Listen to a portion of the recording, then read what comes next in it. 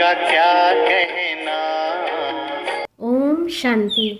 10 December 24 मधुर महावाक्य मिठे बाबा कहे, मिठे बच्चे तुमर एही रेकर्ड गीत संजीवनी बुटी अटे। यहाकू बजाइबा द्वारा उदासीन निरुत्साह भाव दूर होइजिब। प्रश्न, अवस्था बिगड़ी जिबार कारण कौन? क्यों जुक्ति द्वारा अवस्था बहुत भल होई परिबो?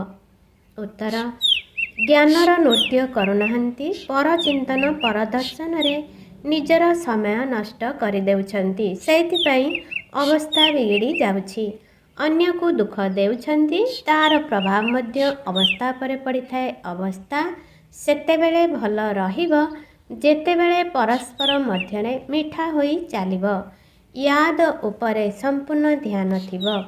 रातिरे शोइबा पूर्वरु अति कमरे अध घंटा यादरे बस, पुणी सकाळ उठी याद कर, तेबे अवस्था भल रहिबो। गीत कौन आया मेरे मन के द्वारे। ओम शांति। एही रेकर्ड मध्य बाबा पिलामानंक पाई करिछंती। यार अर्थ मध्य पिलामानंक व्यतीत केही जानी परिबे नाही। बाबा अनेक थर बुझाइछंती केही भल भल रेकर्ड घरे रखिबा दरकार। पुणी जदि कौनसी समय उदासी आसुछि, तेबे रेकर्ड बजाइबा द्वारा बुद्धि रे तुरंत यार अर्थ आसीजिब, जहा फलरे उदासी दूर होइजिब। एही रेकर्ड मध्य संजीवनी बुटी अटे। बाबा निर्देश देउछंती, किंतु केही कार्यकारी कले तो। वर्तमान एही गीतरे किए कहउछंती जे आम समस्तंक हृदय रे किए आसीछंती, जिए आसी ज्ञान नृत्य करुछंती। कहउछंती गोपी माने कृष्ण को नाच नचाउथिले, ए कथा तो हुए नाही। एबे बाबा कहउछंती, हे शाळग्राम आत्मा माने समस्त को कहउछंती ना, स्कूल अर्थ स्कूल जेउठी पाठ पढ़ा जाए, यह मध्य स्कूल अटे। तुमे संतान माने जानिछ आम हृदय रे काहार याद आसुछि, अन्य कौनसी भी मनुष्य मात्रर बुद्धि रे एही कथा नाही। केवल एही गोटिए समय रहिछि जेते बेले कि तुम मानंकर बुद्धि रे तांकर याद रहुछि, आउ केही तांको याद करू नाहंती। बाबा कहउछंती, तुमे प्रत्यह मते याद कले धारणा बहुत भल हेब। जेपरि मु निर्देश देउछि सेहीपरि तुमे याद करुनाह। माया तुमको याद करबाकू देउ नाही। मोर कथारे तुमे बहुत कम समय चालुछ एवं माया कथारे बहुत चालुछ। केते थर कहिछि रातिरे जेबे शोइबाकू जाउछ सेतेबेले अध घंटाए बाबांक यादरे बसिजिबा उचित। यद्य स्त्री पुरुष अछंती एकत्र बसंतु अथवा अलगा अलगा बसंतु, बुद्धि रे एकमात्र बाबांकर ही याद रहो। तो विरल केही याद करुछंती, माया भुलाई देउछि। निर्देश रे न चलिले पद किपरि पाई परिबो? बाबा को बहुत याद करबाकू पड़िबो। शिव बाबा आपण ही आत्मा मानकर पिता अटंती, समस्त को आपण ठारे ही वर्षा मिलिबो। जिए पुरुषार्थ करू नाहंती तांकु मध्य वर्षा मिलिबो। ब्रह्मांडर मालिक तो समस्ते हेबे। ड्रामानुसारे सबु आत्मा माने निर्वाण धाम को आसिबे। भले भी किछि न करंतु, अधा कल्प जदिओ भक्ति करुछंती, किंतु घर को केही भी फेरी जाई परिबे नाही। जे पर्यंत मु गाइड होई न आसीछि, केही भी रास्ता देखी नाहंती। जदि देखी थांते तेबे तांक पछरे समस्ते मो सदृश जाई थांते। मूल वतन कौन एकथा मध्य केही जानी नाहंती। तुमे जानिछ ଏହା पूर्व प्रस्तुत ड्रामा अटे। ଏହା को ही रिपीट पुनरावृत्ति करबाकू हेबो। एबे दिन राते कर्मयोगी होई धंदारे लागी रहिबाकू हेबो। खाद्य रांधिबा आदि सब कर्म करबाकू हेबो। वास्तव रे कर्म संन्यास कहवा मध्य भूल अटे। कर्म बिना तो केही रहि परिबे नाही। कर्म संन्यास मिछ नाम रखि देइचंती।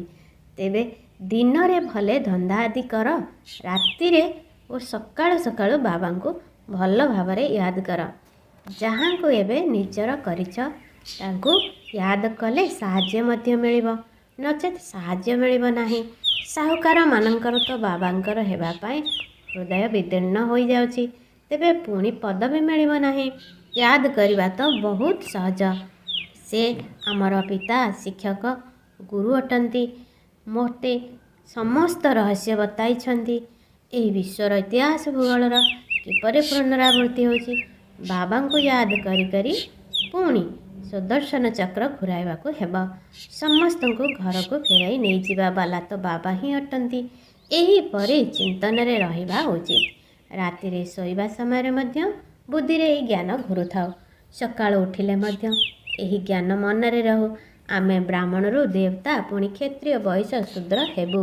ପୁଣି ବାବା ଆସିବେ, ଆମେ ପୁଣି ଶୂଦ୍ରରୁ ବ୍ରାହ୍ମଣ ହେବୁ।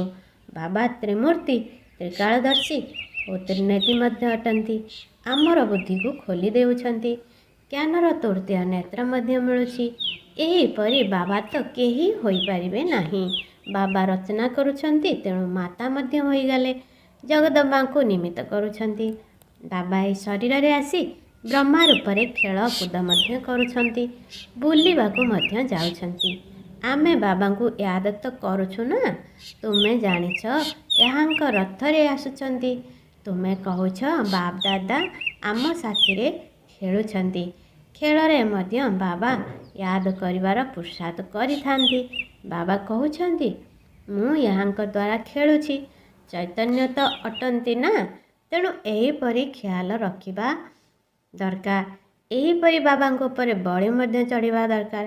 ଭକ୍ତି ମାର୍ଗରେ ତୁମେ ଗାୟନ କରି ଆସିଛ ୱାରି ଚାହୁଁ। ଏବେ ବାବା କହୁଛନ୍ତି ମୋତେ ଏଇ ଗୋଟିଏ ଜନ୍ମ ତୁମର ଉତ୍ତରାଧିକାରୀ କରିନିଅ।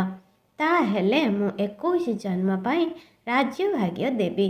ଏବେ ଇଏ ଫରମାନ ଆଜ୍ଞା ଦେଲେ ସେହି ନିର୍ଦ୍ଦେଶ ଅନୁଯାୟୀ ଚାଲିବାକୁ ହେବ। ଯେ ମଧ୍ୟ ଯେପରି ଦେଖିବେ ସେହି ଅନୁଯାୟୀ ନିର୍ଦ୍ଦେଶ ଦେବେ। ନିର୍ଦ୍ଦେଶ ଅନୁଯାୟୀ ଚାଲିବା ଦ୍ୱାରା ମମତ୍ୱ ତୁଟିଯିବ। କିନ୍ତୁ ଡରୁଛନ୍ତି। ବାବା କହୁଛନ୍ତି ତୁମେ ବଳି ଚଢ଼ୁନାହଁ, ତେବେ ମୁଁ ବର୍ଷା କିପରି ଦେବି? ତୁମର ପଇସା କେହି ନେଇ ଯାଉନାହାନ୍ତି। କହିବେ ଆଚ୍ଛା ତୁମର ପଇସା ଅଛି, ଲିଟରେଚର ଜ୍ଞାନର ସାହିତ୍ୟ ପୁସ୍ତକରେ ଲଗାଇ ଦିଅ। ନିମିତ୍ତ ଅଟ ନା? ବାବା ରାୟ ଦେଇ ଚାଲିବେ। ବାବାଙ୍କର ସବୁ କିଛି ପିଲାମାନଙ୍କର ଅଟେ। ପିଲାମାନଙ୍କ ଠାରୁ କିଛି ନେଉନାହାନ୍ତି। କେବଳ ମମତ୍ୱ ତୁଟିଯିବା ପାଇଁ ଯୁକ୍ତି ଉପାୟ ଦ୍ୱାରା ବୁଝାଇ ଦେଉଛନ୍ତି। ମୋହ ମଧ୍ୟ ବହୁତ କଡ଼ା ଅଟେ। ମାଙ୍କଡ଼ର ଉଦାହରଣ। ବାବା କହୁଛନ୍ତି ତୁମେ ମାଙ୍କଡ଼ ପରି ସେମାନଙ୍କ ଉପରେ ମୋହ କାହିଁକି ରଖୁଛ? ପୁଣି ଘରେ ଘରେ ମନ୍ଦିର କିପରି ହେବ? ମୁଁ ତୁମକୁ ମାଙ୍କଡ଼ ପଣିଆରୁ ମୁକ୍ତ କରି ମନ୍ଦିର ଯୋଗ୍ୟ କରାଉଛି।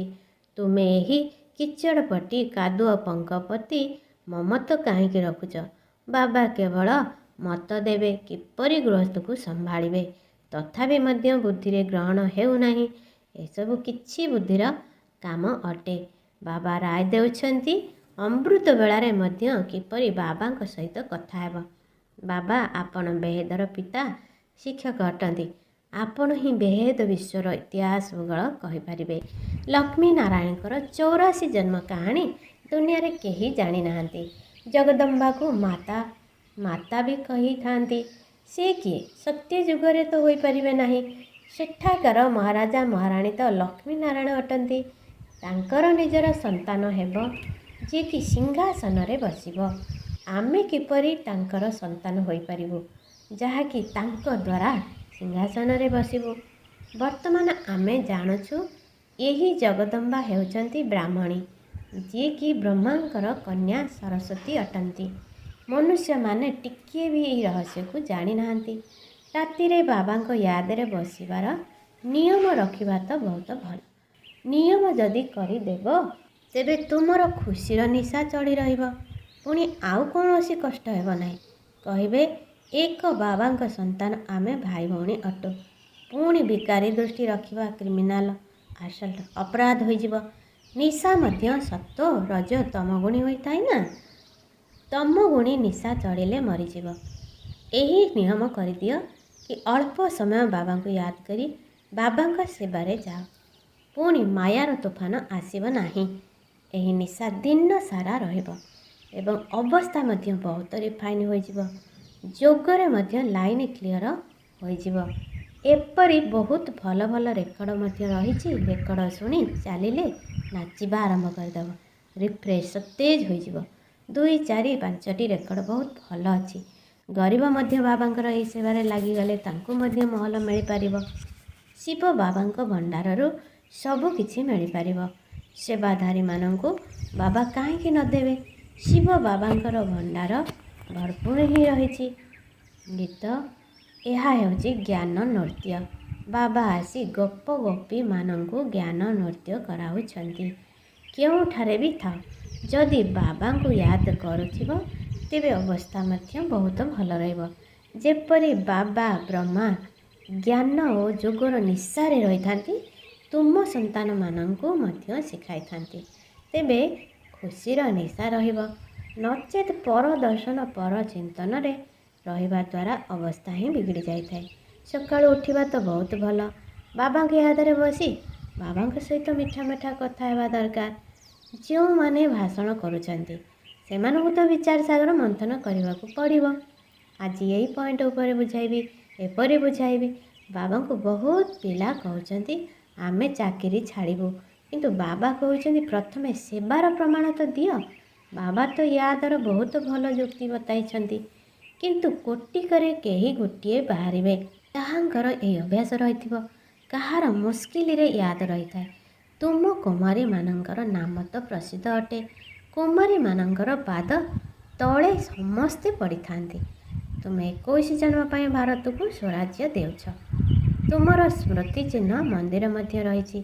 ବ୍ରହ୍ମା କୁମାର କୁମାରୀମାନଙ୍କର ନାମ ମଧ୍ୟ ପ୍ରସିଦ୍ଧ ହୋଇଗଲାଣି। ସିଏ ହିଁ କୁମାରୀ ଯିଏ 21 କୁଳର ଉଦ୍ଧାର କରିଥାଏ। ତେଣୁ ତା'ର ଅର୍ଥକୁ ମଧ୍ୟ ବୁଝିବାକୁ ହେବ। ତୁମେ ସନ୍ତାନମାନେ ଜାଣିଛ ଏହା 5000 ବର୍ଷର ରେଲି ଅଟେ। ଯାହା କିଛି ବିତିଗଲା ତାହା ହେଲା ଡ୍ରାମା। ଭୁଲ ହୋଇଗଲେ ଡ୍ରାମା। ପୁଣି ଆଗକୁ ନିଜର ରେଜିଷ୍ଟର ଠିକ୍ କରିଦେବା ଉଚିତ। ପୁଣି ରେଜିଷ୍ଟର ଖରାପ ନ ହେବା ଦରକାର। ବହୁତ ବଡ଼ ମେହନତ କରିବାକୁ ପଡ଼ିବ, ତେବେ ଯାଇ ଉଚ୍ଚ ପଦ ମିଳିବ। ବାବାଙ୍କର ହୋଇଗଲ, ତେବେ ପୁଣି ବାବା ବର୍ଷା ବି ଦେବେ। ସାବତ ସନ୍ତାନମାନଙ୍କୁ ବର୍ଷା ସମ୍ପତ୍ତି ଦେବେ ନାହିଁ। ସାହାଯ୍ୟ କରିବା ତ କର୍ତ୍ତବ୍ୟ ଅଟେ। ଯେଉଁମାନେ ଜ୍ଞାନବାନ ହୋଇଥିବେ ସେମାନେ ପ୍ରତ୍ୟେକ କଥାରେ ସାହାଯ୍ୟ କରିଥାନ୍ତି। ବାବାଙ୍କୁ ଦେଖ କେତେ ସାହାଯ୍ୟ କରୁଛନ୍ତି। ପିଲାମାନେ ସାହସ ରଖିଲେ ବାବା ସାହାଯ୍ୟ କରିବେ।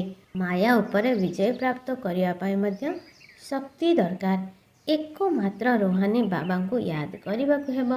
ଅନ୍ୟ ସଙ୍ଗ ତୁଟାଇ ଜଣକ ସହ ଯୋଡ଼ିବାକୁ ହେବ। ବାବା ହେଉଛନ୍ତି ଜ୍ଞାନର ସାଗର। ସେ କହୁଛନ୍ତି ମୁଁ ଏହାଙ୍କ ଶରୀରରେ ପ୍ରବେଶ କରି କଥା ହେଉଛି। ଅନ୍ୟ କେହି ତ ଏପରି କହିପାରିବେ ନାହିଁ କି ମୁଁ ବାପା ଶିକ୍ଷକ ଗୁରୁ ଅଟେ, ବ୍ରହ୍ମା ବିଷ୍ଣୁ ଶଙ୍କରଙ୍କର ରଚୟିତା ଅଟେ। ଏହି କଥାକୁ ଏବେ ତୁମେ ପିଲାମାନେ ହିଁ ବୁଝିପାରିବ। ଆଚ୍ଛା, ମିଠେ ମିଠେ ଶିକେଲ ଦେ ସନ୍ତାନମାନଙ୍କ ପ୍ରତି ମାତା ପିତା ବାପ ଦାଦାଙ୍କର ମଧୁର ସ୍ନେହ ସମ୍ପନ୍ନ ଶୁଭେଚ୍ଛା ଏବଂ ସୁପ୍ରଭାତ। ଆତ୍ମିକ ପିତାଙ୍କର ଆତ୍ମିକ ସନ୍ତାନମାନଙ୍କୁ ନମସ୍ତେ।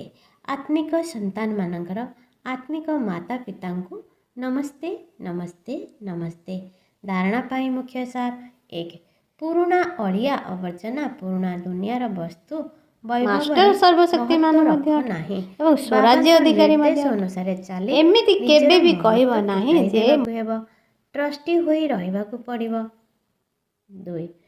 ଏହି ଅନ୍ତିମ ଜନ୍ମରେ ଭଗବାନଙ୍କୁ ନିଜର ଉତ୍ତରାଧିକାରୀ କରି ତାଙ୍କ ଉପରେ ବଳି ଚଢ଼ିବାକୁ ହେବ।